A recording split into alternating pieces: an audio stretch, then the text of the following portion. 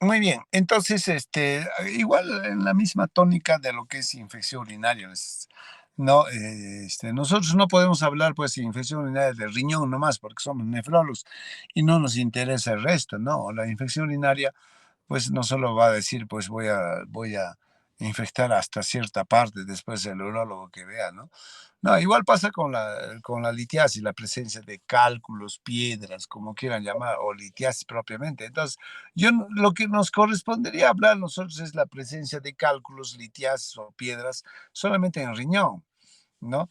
Y entonces tendríamos que llamarle nefrolitiasis, ¿no? Como está escrito acá. Pero en realidad lo que debemos nosotros tocar como tema es la urolitiasis. Urolitiasis engloba pues no solamente la presencia de cálculos en el riñón, sino de toda la vía urinaria, ¿no? Entonces, esta es una de las patologías conjuntamente con la infección urinaria y los temas prostáticos, las de que tienen mayor presentación en el mundo entero, ¿no? Entonces, estas litiasis aparecen pues en adultos jóvenes, con mayor incidencia en mujeres posmenopáusicas, esto lo explicado por el tema de la edad y de hormonal, ¿no? Y la menopausia o posmenopausia por la resorción ósea y el calcio y fósforo y todo esto, ¿no?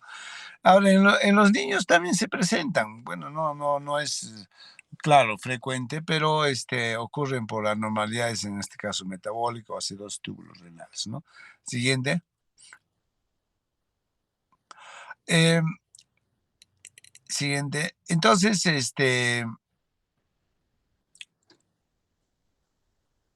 entonces, les había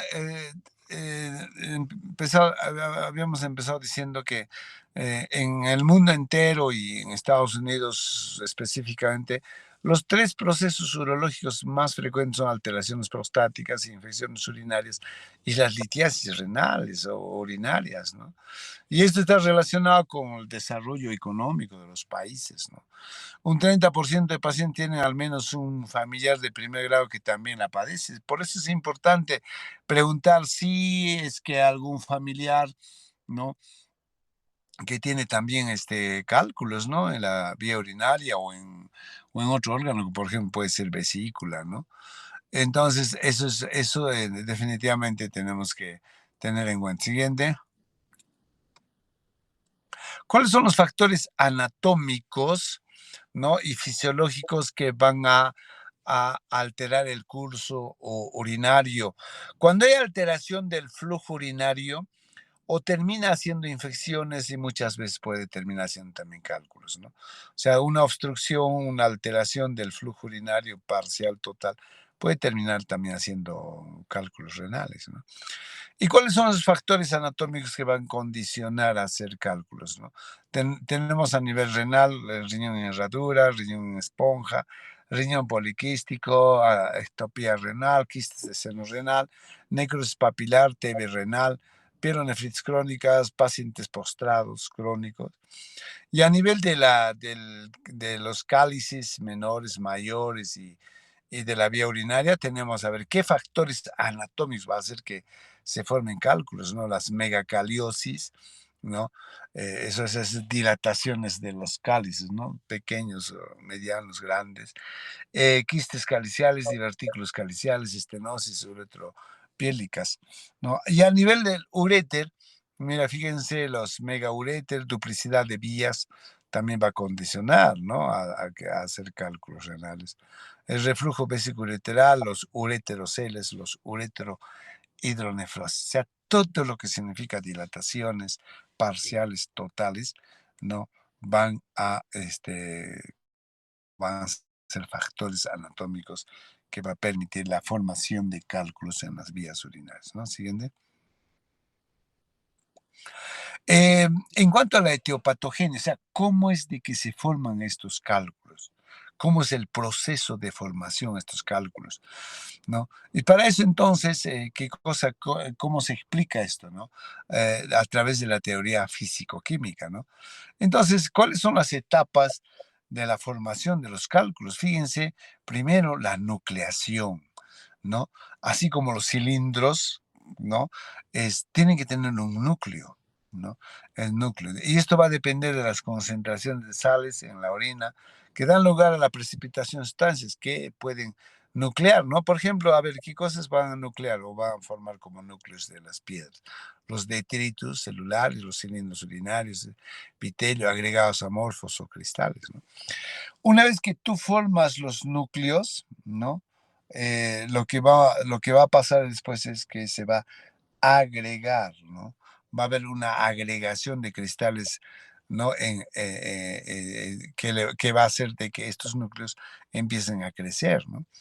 Y una vez nucleado, agregado otras sustancias que no solamente van a ser estos detritos, etcétera, lo que estamos diciendo, sino también, ¿no? Acá van a participar en la agregación, por ejemplo, todo lo que son grasas, ¿no? El colesterol, triglicéridos, ácido úrico. Una vez que tienes nucleado, agregado, va a crecer, o sea, esto va a significar crecimiento de las piedras y luego esto se van a fijar. Estos cálculos, estas piedras se van a fijar, ¿no? En ¿cómo se llama? O se van a anclar a nivel del uroepitelio, ¿no? O sea, las piedras no están sueltas ahí, ¿no? Sino están fijados, anclados al uroepitelio, ¿no? Una vez que estas piedras se desanclan o van a desprenderse, es lo que estas piedras se van a la vía urinaria y pueden obstruir cualquier nivel de la vía urinaria y va a empezar los cólicos renales o los cólicos ureterales, ¿no? Entonces, fíjense, pues todas estas etapas tiene que pasar el cálculo, ¿no? Y una vez fijos, crecen hasta alcanzar el tamaño definitivo del cálculo, ¿no? Dependiendo de cuál o qué tipo de cálculo es lo que vamos a tener, ¿no? ¿Ok? Siguiente.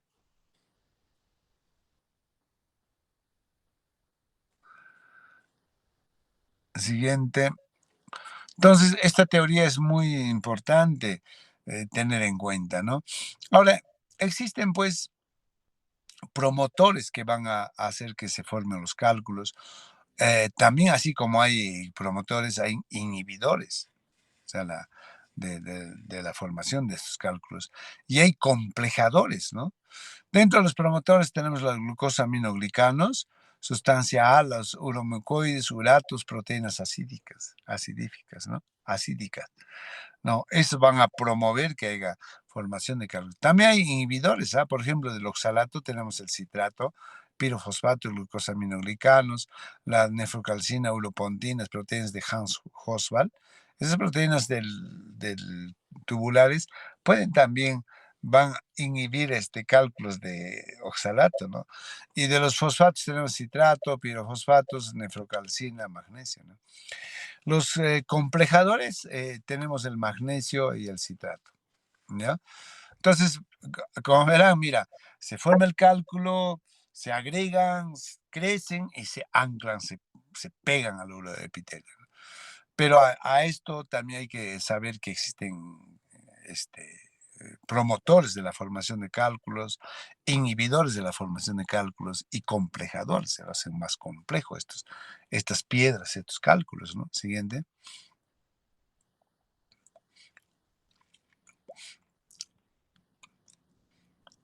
Siguiente.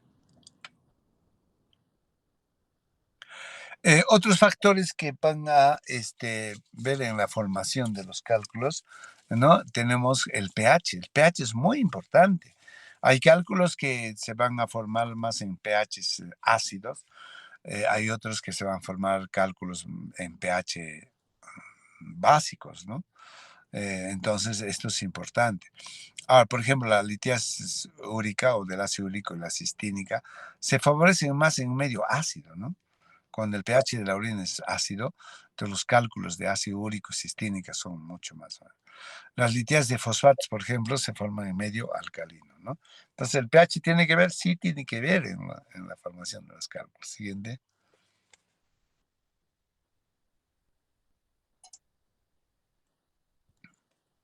Entonces, estos son los constituyentes de los cálculos urinarios o los tipos de cálculos, ¿no? Por ejemplo, tenemos cálculos de ácido úrico en forma de anhidro, de hidrato, uratos, ácido de amonio, ácido de sodio. Hay cálculos de oxalatos, cálcico monohidratado, el cálcico dihidratado, cálculos de cistina, de santina, y un sinnúmero de cálculos de fosfatos, ¿no? Como la hidroxiapatita, carbonapatita, fosfato ácido de calcio dihidratado, fosfato tricálcico, fosfato octacálcico, fosfato magnésico, el amónico magnésico hexahidratado, ¿no? Tenemos los fosfatos magnésico trihidratado. Entonces, diferentes tipos de cálculos, ¿no? Y sus constituyentes, ¿eh? Siguiente. Los cálculos más frecuentes son los cálculos de oxalato y fosfato y calcio seguido de ácido úrico. Repito, cálculos de oxalato y fosfato de calcio son los más frecuentes, 80-85%. Un 12% son cálculos de ácido úrico, ¿no? Y luego ya vienen los otros tipos. En cuanto a la clínica, a ver, ¿qué cosas presenta un paciente que tiene cálculos? Mira, van desde casos asintomáticos, o sea, el paciente puede estar con los cálculos, las piedras puestas pegadas a los cálices menores, mayores, no sé, a la pelvis, al uréter, a la vejiga, puede estar pegado el cálculo, ¿no? Entonces, vamos desde asintomáticas, pasando pues por un cuadro de polaquiuria, disuria, hematuria. O sea, el paciente puede sangrar por la presencia de estos cálculos, puede presentar infección urinaria con polaquiuria, disuria, ¿no? Y finalmente produciendo pues un cólico renal, ¿no? El cólico renal es uno de los cólicos más intensos del cuerpo. Si todavía ustedes tienen fuerzas para poder escucharme, y esto les va a servir esto en vuestra vida práctica de médicos, ¿no? Yo sé que están más preocupados por vuestro examen de neumología, cardiología, de cirugía, neurocirugía, no sé qué cosas, pediatría, no sé qué cosas ya hacen, pero aprendan cosas tan prácticas, tan cosas de la vida, ¿no? Incluso hasta por cultura general, ¿no? Entonces, el cólico, el dolor puede venir en forma de cólico. Es un cólico renoureteral, ¿no? Que es uno de los más ranqueados dentro de los dolores más intensos del cuerpo. Si usted me pregunta, doctor, ¿cuál es el dolor más intenso de los intensos del cuerpo humano? Uno es el aneurismas, los aneurismas cerebrales, que muchas veces, ¿no? El paciente ya no vive ni siquiera para contar cómo es, ¿no? Ustedes habrán visto casos o hasta películas, no sé, noticias, que el paciente, ¿no? Solamente de pronto de lo que estaba ahí caminando o jugando o conversando, se agarra la cabeza y se desploma y nunca más despierta, se mueren los pacientes. Los aneurismas rotos son tan severos que puede hacer desangrar el cerebro, es inoperable, ¿no? Eso es el dolor más intenso, seguido por el infarto cardíaco. Un infarto cardíaco es el segundo ranqueado más intenso de los dolores orgánicos, ¿no? El tercero es el dolor del parto. Y el cuarto es justamente el cólico renal, ¿no? Este dolor que puede desde un dolor sordo inicial a nivel del lumbar, donde están los riñones, ¿no? Acompañado incluso de trastornos neurovegetativos. O sea, el paciente puede presentar náusea, puede presentar vómitos, palidez, sudoración. El paciente cuando está con un cólico renal, ureteral, es tremendamente intenso. Pacientes hasta lo pueden doblar en 8, ¿no? Los dolores. Obviamente estos cólicos hay que diferenciar, ¿no? De los otros tipos de cólicos. ¿Qué cólicos conocemos? Cólico intestinal, cólico vesicular, el cólico menstrual, inclusive, ¿no? Pero el cólico renal o ureteral es uno de los más intensos, que puede hacer de que el paciente incluso esté taquicárdico, hipertenso, ¿no? Inclusive hasta puede llevar a una falla renal aguda por un dolor, pero súper intenso de neurovegetativo, ¿no? Entonces puede ir, repito, desde desde que el paciente está asintomático, pasando por cuadros pues de infecciones urinarias con polaquiuria, disuria, hasta llegar a un cólico renal súper intenso, rankeado dentro de los 4 dolores más intensos. Eso me has escuchado, Patti, ¿me has entendido o no? Hola, nada. Jason sí está atento. Jason, Sí, doctor, no, no le he escuchado bien. ¿no me has escuchado nada de lo que he hablado? No, no, no. Solo esa parte es que el Ah, internet estaba cuando, entrecortado, doctor. ya. Entonces ya sabes que es uno de los dolores más intensos del cuerpo, ¿no? Cuando tú le calmes, Doctor, un- ¿me escucha? ya sabes que es uno de los dolores más intensos del cuerpo, ¿no, humano? Manan, uyarincho, manan gancho. ¿Me escucha? ¿Alguien me escucha? No, estoy hablando. Sí se lo escucha, doctor. Sí, se Ya, lo escucha, doctor. entonces, Doctor, ¿me escucha? ya, muy bien, muy bien. Entonces, eso es lo que por cultura general, aunque sea lleven hoy día, porque diga, hoy tengo examen y el doctor está haciendo clases, no puede ser concentrado en cardiología. Pero llévense algo que les va a servir en la vida, ¿no? En la vida práctica, ¿ya? El día que ustedes calmen un cólico, que es un dolor muy intenso, les va a agradecer el paciente. Van a decir, ese doctorcito que está sentado allá comiendo su pollo acá en el mall, ese doctorcito me calmó, esa doctorita tan guapa, mira, me calmó un dolor tan intenso, nunca me voy a olvidar de ese doctor. Así van a decir eso. ¿Ya? Siguiente. Entonces, otras manifestaciones tenemos pues signos de infección urinaria. Siempre un paciente que tiene cálculo va a ir de la mano con una infección urinaria, ¿no? Puede haber inclusive con sangre, ¿no? Hematuria. Bueno, en fin, disuria, polaquiuria, expulsión. Puede expulsar arenilla, puede decir, doctor, lo he encontrado, esta piedrita, mira, lo he traído. No puede encontrar el sedimento urinario, en fin. Entonces, las complicaciones, ¿no?, de este paciente va a ser hematuria, infecciones urinarias y puede haber inclusive una insuficiencia renal aguda que les había comentado, por obstrucción o por un trastorno de tipo neurovegetativo. Siguiente. ¿Qué es lo que hacemos para el diagnóstico de los pacientes con cálculo renal o vía urinaria? Historia clínica, y hay que examinarlo bien, hay que evaluar un sedimento urinario, podemos pedir una radiografía siempre de abdomen pasado por la ultrasonografía o ecografía, ¿no? Tomografía, resonancia, ¿no es cierto? Podemos pedir todos estos exámenes para poder diagnosticar, ¿no? La tomografía, en caso de litiasis asociadas a fibrosis retroperitoneal o compresión arterial, también nos va a servir, ¿no? Siguiente. Otros exámenes de laboratorio, obviamente, hemograma, bioquímica, cómo está la urea creatinina, está funcionando bien o no el riñón. Hay que evaluar algunos elementos en la orina, ¿no? El calcio, el fósforo, cistina, uratos. Hay que evaluar cuánto de calcio, fósforo, ácido úrico está eliminando en orina 24 horas. Igualmente en la sangre habrá que ver cómo está el calcio, cómo está el fósforo, cómo está el ácido úrico, cómo está la función renal, cuánto de calcio tiene, cuánto de paratormona, cuánto de fósforo, etcétera, ¿no? Entonces, todo un protocolo que nosotros debemos seguir en los pacientes. Hay que estudiar el cálculo por diferentes métodos radiológicos, ¿no? Siguiente. Ahora, en cuanto al tratamiento, obviamente lo que tenemos que hacer es que tratar de definir cuál es el cálculo que está presentando el paciente, de qué está hecho esas piedras, ¿no? De oxalato de calcio, fosfato, de ácido úrico, de citina, urato, etc. Entonces, eso, ¿no? Y los cálculos para su tratamiento tenemos que clasificarlos. Dos factores muy importantes. Uno, ¿no? De qué está constituido el cálculo, ¿no es cierto? Y el tamaño y la ubicación, ¿ya?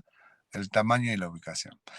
Cálculos por debajo de 8 milímetros solamente es tratamiento médico, ¿no? Bastante líquido, litro y medio, 2 litros de agua diario, ¿no? En las formas como quieran, porque el doctor puede tomar keto, puede tomar pelo de choclo, cáscara de no sé qué, lo que sea, ¿no? Lo que sí está estudiado es todo lo que significa derivados de la piña, el cítrico, ¿no? Y la chancapiedra. Pero puedo tomar lo que sea, porque tú vas a ir a una, a una área geográfica y decir, acá tomamos bastante agua de cocona, no sé qué cosa, pero tomen. Lo importante es que tome bastante agua y pueda el paciente estar orinando y limpiando la vía urinaria, ¿no? Esa arenilla hay que botar. Y obviamente hay que decirle, señor, tienen que bajar todo lo que es grasas, carnes rojas, ¿no? Dentro de su alimentación. Claro, dependiendo de cuál es la constitución, también podemos manejar algunos productos, ¿no?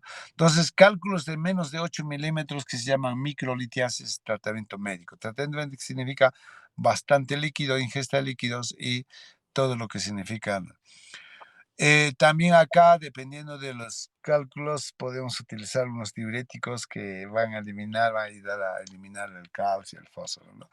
Entre 8 a 20 milímetros vamos a utilizar todo lo que significa triturar las piedras, ¿no?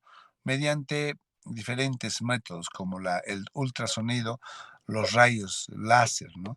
Eso se llama triturar las piedras, significa lito es piedra, tricia es triturar. Litotricia. La litotricia por ondas de choque, puede ser por ultrasonido o rayos láser, puede utilizarse en cálculos sobre todo de 8 a 20 milímetros. O sea, 20 milímetros es 2 centímetros, ¿no? Más de 20 milímetros o 2 centímetros, ¿no? Ya requiere generalmente cirugía. O sea, hay que operar, hay que abrir el riñón, hay que abrir el uréter y tenemos que sacar la piedra. Entonces hay tratamiento médico menos de 8 milímetros, entre 8 a 20 milímetros litotricia y más de 20 milímetros cirugía, ¿no? Siguiente. Entonces, como estamos viendo, estos tratamientos de litotricia vamos a plantearlo también, ¿no? Dentro de esta medida general, ya les he dicho, hidratación severa, 1,5 litros, 2 litros diarios, diuresis, tiene que orinar el paciente, hay que moderar la ingesta de proteínas ricos en oxalato, como espinacas, fresas, té, chocolate, nuez, que va a depender, como les digo, del tipo de cálculos, ¿no? Hay que corregir el déficit de magnesio. Bueno, dentro del magnesio tenemos, pues, que son inhibidores de los oxalatos, pero no es tampoco que cura todo, pues, ¿no? El señor que vende magnesol cree que todos los tipos de cálculos lo va a eliminar, no es así. Hay que corregir entonces esos déficits que las hay. Siguiente. Siguiente. En litiasis oxacálcica, o sea, cálculos por oxalato de calcio, tenemos la hidroclorotiazida o clortadina de 25 a 100 miligramos por día. Litiasis por hipercalciuria, el ortofosfato 1500 miligramos por día. Litiasis cálcicas con uricosuri o aumento del ácido úrico, el telalopurinol es muy importante, bloquear la formación de ácido úrico. Litiasis con hiperoxaluria, tenemos disminución de la vitamina C, los ortofosfatos. Las litiasis con hiperoxaluria y malabsorción intestinal, tenemos la colesterolamina de 4 a 16 gramos por día. Siguiente. Las litiasis cálcicas idiopáticas, sales de citrato, ¿no? De 20 miliequivalentes podemos utilizar. Las litiasis úricas, llevar el pH urinario a 6.5 con sales de sodio, potasio, bicarbonato. Cistinuria, aumentar el pH a 7 con citrato potásico, 20 miliequivalentes cada 6 horas. Los cálculos de santinuria, aumentar la diuresis con ingesta hídrica y reducir la ingesta de purinas, ¿no? Entonces, como les digo, todo va a depender del tipo de cálculo que tener. Para eso tenemos que hacer todo un estudio protocolizado, tanto en sangre como en la orina, ¿no? Litiasis renales infecciosas, por ejemplo, identificar el germen y usar inhibidores de la ureasa, ¿no? Siguiente.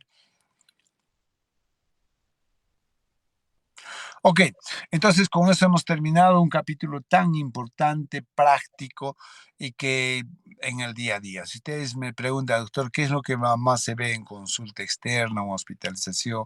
Aparte de las infecciones urinarias, los cálculos renales, ¿no? Estos cálculos renales tenemos que saber manejar, como les digo, pueden ir casos tan básicos, asintomáticos, hasta producir cólicos renales, que es lo peor del mundo que puede ocurrir. Muy bien, por hoy día hasta ahí nomás, ¿ya? Sino que lo que pasa es que he tenido otra reunión académica que tenía que estar, porque también a los residentes hay que formarlos. No es cuestión, ya es residente y solito por osmosis se aprende, no. Ahí también hay que formarlos, hay que enseñarles, ¿no? Entonces, hemos tenido una actividad académica de 12 a 1 y después con ustedes.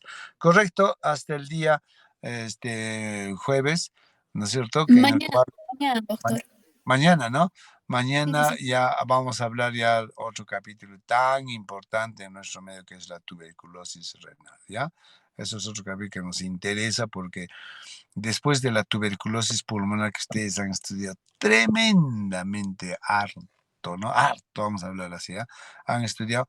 Después de la tuberculosis pulmonar está justamente la tuberculosis genitourinaria, ¿ya? Porque no siempre es la tuberculosis pulmonar, ¿no? También hay tuberculosis en todos los órganos, todos. Está en la retina, en la piel, ganglios, donde quieran, ¿ah? Huesos también. Pero de todas esas extrapulmonares, la genitourinaria es una de las más frecuentes. Muy bien, entonces, hasta el día de mañana. Chao, chicos.